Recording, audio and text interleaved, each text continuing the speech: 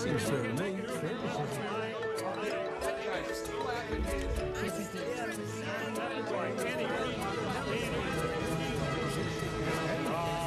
if you don't know what fair is, you can't make it look unacceptable by any reason.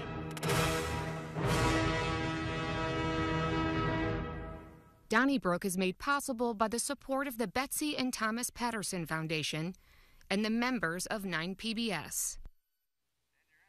Thanks so much for joining us for this edition of Donnybrook. Wow, what a week this was in St. Louis.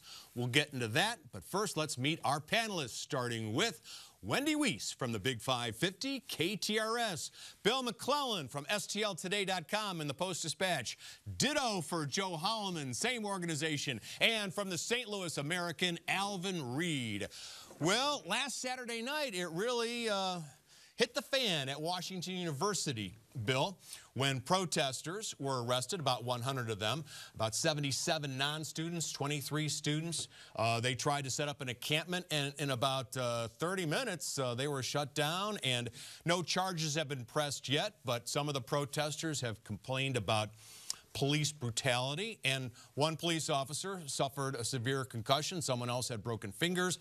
Meanwhile, it was a different story this week at St. Louis University. When the pro-Palestinian protesters went there, they kind of struck a deal with the president of the university, Fred Pestello, and the police officers stood down. The protesters stopped traffic on Grand Avenue, much to the dismay of those going to the Fox Theater to see Moulin Rouge. But overall, it was two completely different approaches to the protesters. One at WashU, which was clamping down on it. The other at SLU, which was kind of like, okay, let's let it go on as long as it's not violent. What do you think? Well, I thought SLU handled it much better than WashU. I thought that WashU's problem was letting it begin the way it began. And, you know, once you let people start pitching tents and not listening to you, well, you're going to have that problem. SLU was proactive, and so I thought SLU deserves kudos and WashU looked bad. I mean, I think they did what they had to do, but after seeing what happened in Columbia, it seems like Washington University should have realized we can't let this thing get started. And what we're seeing right now, of course, is footage from Washington University outside the Sam Fox School, I believe. And I think the point really has to be stressed. We're comparing the two, and they are alike in that they were both protests dealing with the Hamas-Israel situation. But the big difference, as Bill mentioned, was the encampment aspect of it. The St. Louis University, according to our reporter who was there was no talk of encampment. There was no attempt to pitch tents. It was simply what we'd call a rally, and there was a begin time and an end time, and then everybody went home. The Washington University one, from what I could read from our paper and other sources, was that it then began when it was like, okay, now we're going to do an encampment.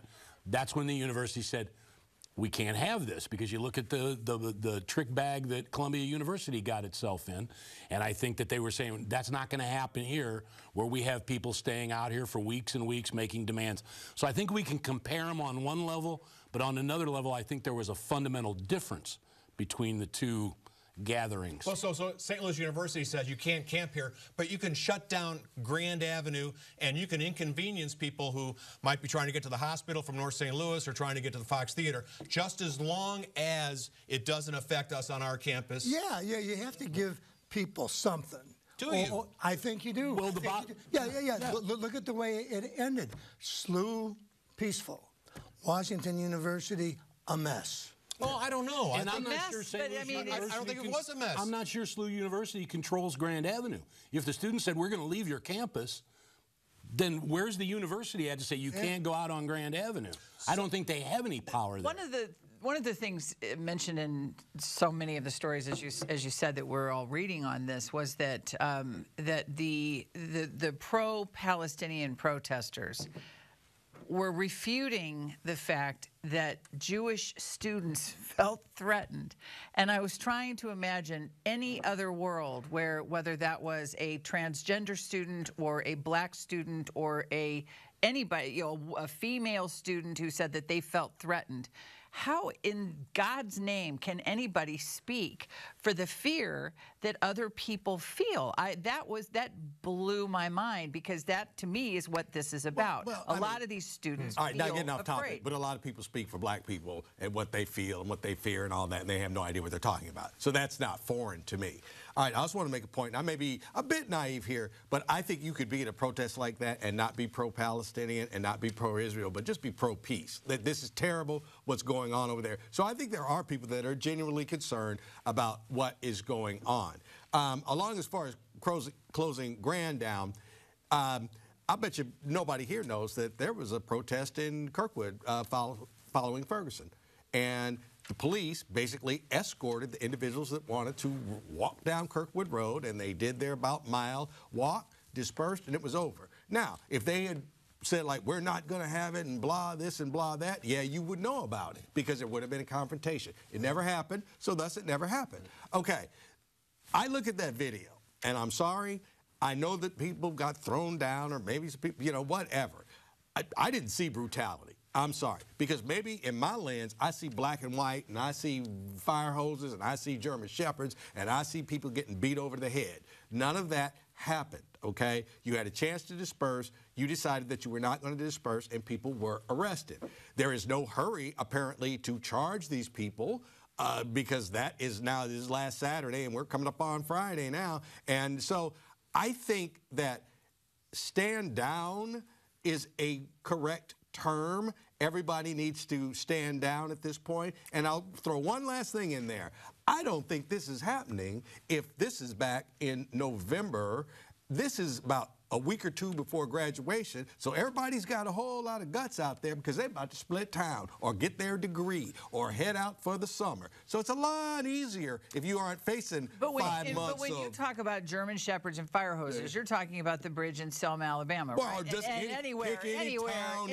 But in the early 1960s, I hope that we have, God almighty, that we've learned from what happened then to now. You know, in 2011, Father Biondi, when Occupy St. Louis was on campus, pulled out a wood chipper and turned it on, and the noise was so loud the protesters couldn't hear themselves think, and they dispersed. I didn't remember This is the first time I heard that story. I never remember I'm not refuting it, but I didn't know the legend of Larry. Yeah, it lives on. I was at an event for the St. Louis Business Journal on campus, you know, and the head of security told me at the time that that's how they dealt with Occupy St. Louis. Okay, I didn't know that. Never heard that. Well, and maybe that further proves the power of Father Biondi. Well, Father Biondi was Father Biondi. Yes, he was. Do you think that Megan Green, who is on the Board of Estimate and Apportionment, which oversees the budget for the police department, has a conflict of interest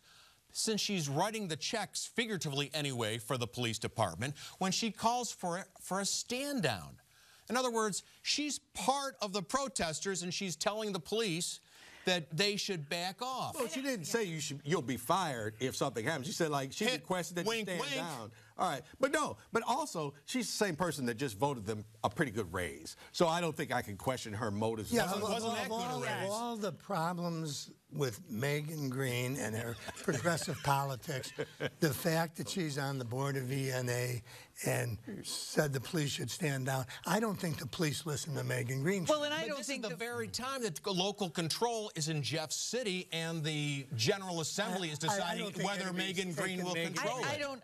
Seriously on that. I agree. I don't think that the police in that kind of a circumstance have an organizational flow chart, and they're thinking of, Well, they already are, because their lobbyist on Twitter is expressing some of these thoughts already. Well, but no in the kidding. heat of the moment, Well, stand down. They're not going to say, Right. oh, Plus, isn't that... Also, like I said, the mayor made a proactive statement and basically said peace will be met with peace at SLU, and but violence, property damage, trespass, that will not be tolerated. I still think shutting down a road could be construed as violence. So when people who were upset with contracts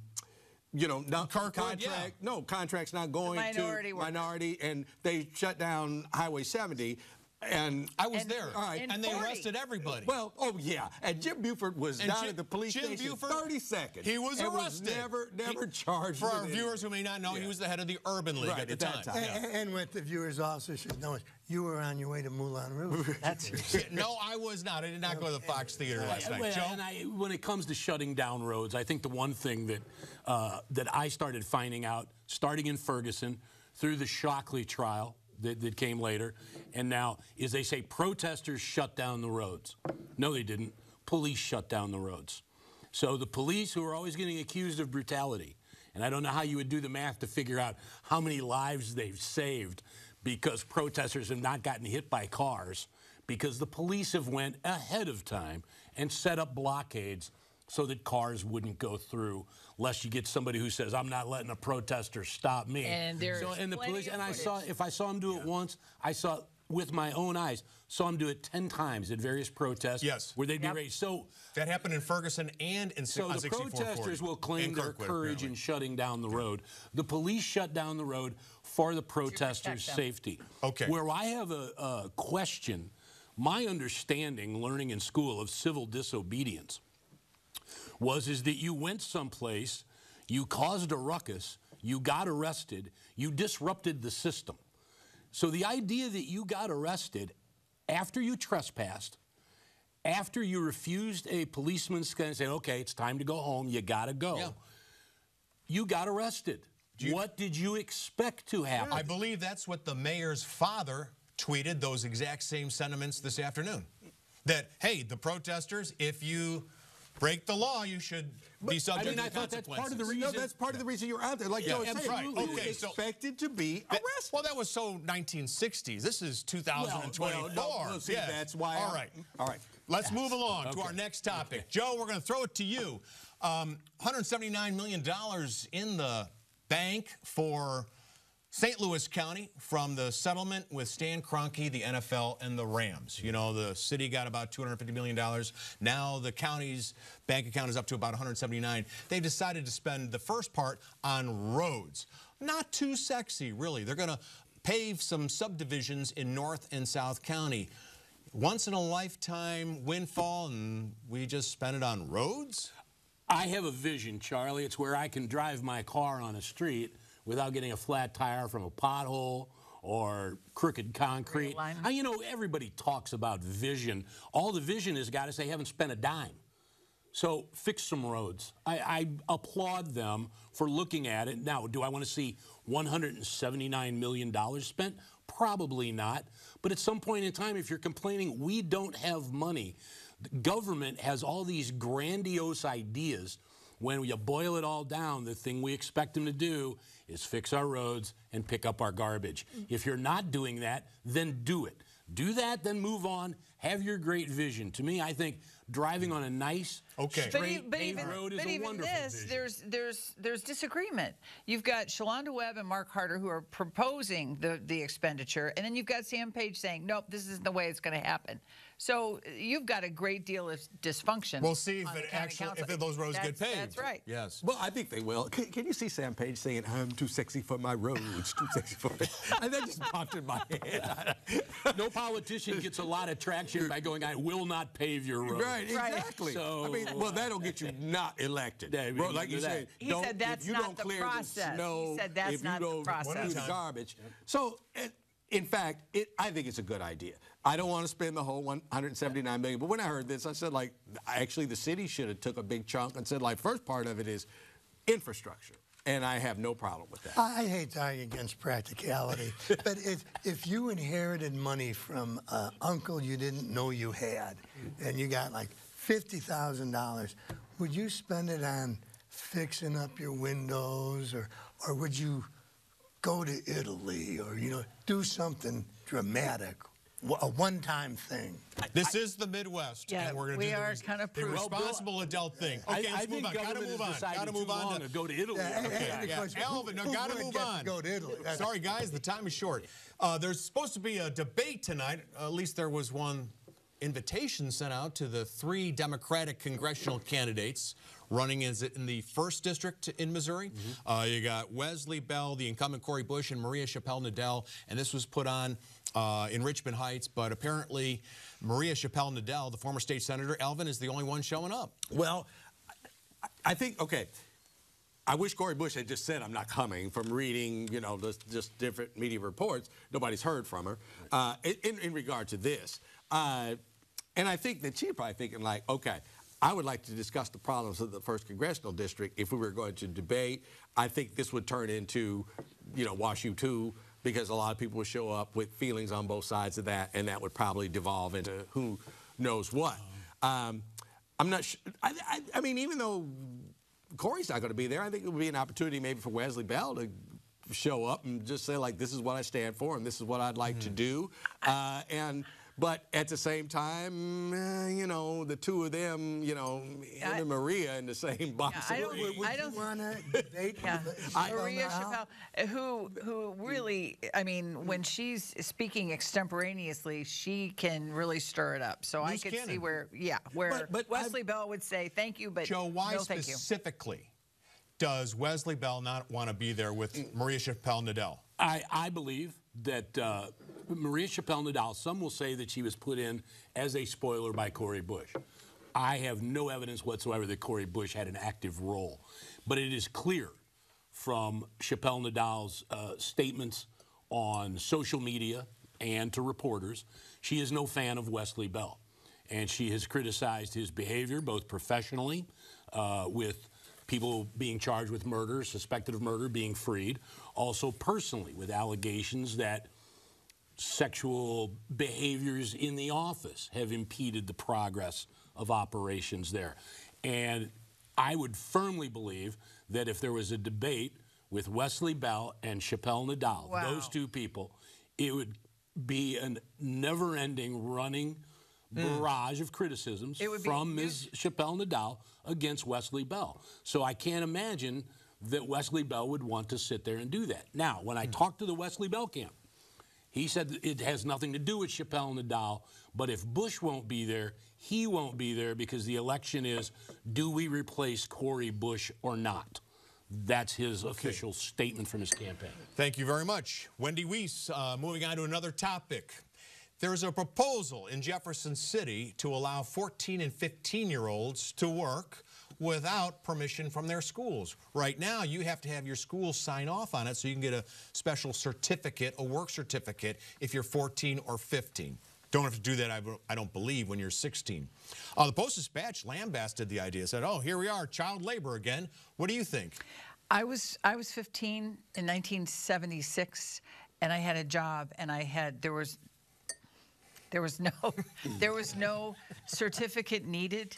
I think that this is something between a child and his or her parents, for the schools to get involved. These are not coal mines. I don't think that children, these are not, we're not talking about the last century or the century before the last century. Right. So it might be the best thing for them. Yeah, and I don't understand what, I mean, I know that you said Kevin McDermott was very upset about it, or whoever's writing that whoever's writing that editorial. Well, I too. It's like the summer of '76. I worked at Burger King, home of the Whopper, and I was 15. I didn't turn 16 until September. I don't know that someone who is not 16, the whole frying fries and hot grease and all that, back in the 70s, we didn't care about stuff like that. We didn't have car seats. Right, we didn't have car seats, right. So I don't know if that passes muster now, but to say you can't have a job until you're 16, I'm not buying it. This is that the school has to approve. No, that's what I'm saying, that you have to have the school sign off on it. I think it's a thought out idea that we don't want kids 13, 14, 15 staying home, missing school so they can work, even though, I mean, I worked in high school at Chicken Unlimited, but I think it's aimed at kids who really need to be in school and who otherwise will be working 8 hours a day at fast food restaurants. I think it's. I agree with the editorial page that this is not a good idea. Would the restaurant be subject to some type of fine if they are found to be working a 13? I'm sure. Yeah. Right. Because we couldn't work full time. Right. It was, now that was one thing. part-time. I don't know if I fell in minimum wage. I don't know if I fell in a window between you two, or I'm a little older than you guys, but I remember the work permit thing. If you were 15 years old, you had to get a permission from your school. First job I got wouldn't let me start before my 16th birthday. They hired me, said, see you on your 16th birthday. And that was my first day at work. I agree with Bill, and I agree with the editorial page. It's child labor is what it is. And I think one thing we talk about is, well, we should leave it up to the parent. I think part of what it's addressing is if you believe that parenting today is always responsible and always done with the best interest of the child, then you don't need that permit system. However, So we I need the like schools to the make those idea. decisions. No, but I like the idea if a school sees a student who's 15 years old, a good kid, he says, I want to work 12 hours a week, 18 hours a week.